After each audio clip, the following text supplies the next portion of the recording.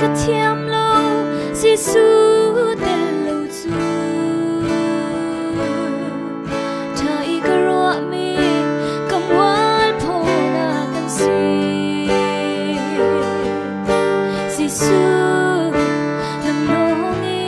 shwayo nang tên lâu chu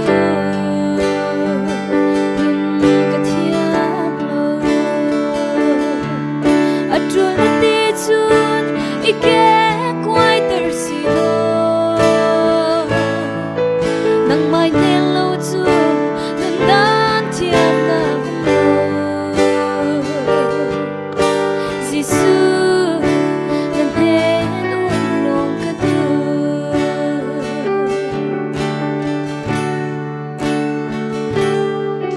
man som ko ruang i adung thun tu pol chu sam khat te thunin an kir le sa cheu ama son du chun amai tang wang pani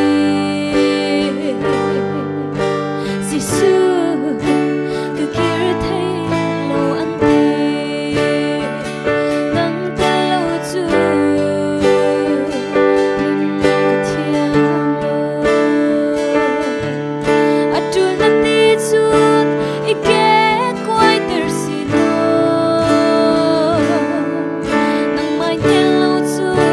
nan dan thiam na lo Giêsu nan hen un long ka tu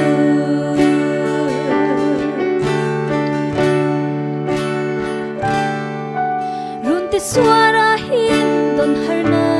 ka tam si thi na tilian khal kan cha thi au nang ngam te nun dan thiam thai